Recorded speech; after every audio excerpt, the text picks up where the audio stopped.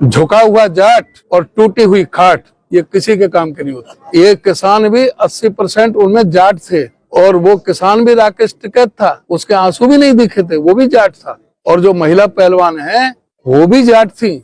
और आपको पता है जब साक्षी मलिक अभी जब प्रेस कॉन्फ्रेंस कर रही थी तो हमारी आंखों में भी आंसू आ गए थे। उस समय उपराष्ट्रपति जी को नहीं लगा कि ये भी जाट है। एक बात और कहना चाहता हूँ, झुका हुआ जाट और टूटी हुई खाट ये किसी के काम के नहीं होता। प्रदेशाध्यक्ष का बयान आया उपराष्ट्रपति के ऊपर के झुका हुआ जाट और टूटी हुई खाट किसी काम की नहीं है। देखिए, कांग्रेस ने आज तक किसी भी संवैधानिक पीठ का, किसी भी संवैधानिक संस्था का, लोकतंत्र का और कोर्ट का, आज तक किसी भी संवैधानिक संस्था का इन्होंने सम्मान नहीं किया, दलितों का सम्मान नहीं किया। कांग्रेस के प्रदेशाध्यक्ष को ये ध्यान रखना चाहिए कि कांग्रेस के समय के अंदर क्या क्या हालात दलितों के साथ हुए, किस प्रकार से उनको पलायन करना पड़ा।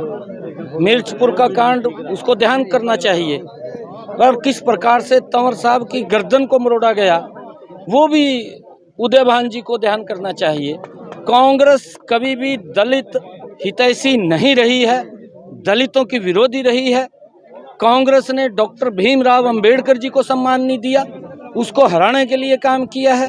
और कांग्रेस की जो मेंटलिटी है वो देश को कमज़ोर करने वाली मेंटलिटी है। और उसका परिणाम है कि लंबे समय तक आज़ादी के बाद देश जिस गति से विकास होना चाहिए था वो विकास नहीं हो पाया, और उसका परिणाम है।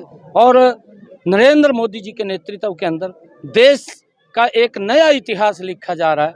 और आज देख रहे हैं, क्योंकि ये हार के कारण ही है, जब देश के लोगों ने कांग्रेस को नकार दिया है तो उसकी फ्रस्ट्रेशन उनके मुख के सामने नजर आकर के आती है। वो कभी देश की महामहिम राष्ट्रपति महोदया के बारे में अपशब्द बोलते हैं, कभी वो देश के उपराष्ट्रपति के प्रति वो किसान बेटा है, किसानों का अपमान करते हैं। वो संवैधानिक पीठ का अपमान करते हैं, उस संवैधानिक संस्था का अपमान करते हैं जिसके ऊपर महामहिम राष्ट्रपति महोदया बैठे हैं।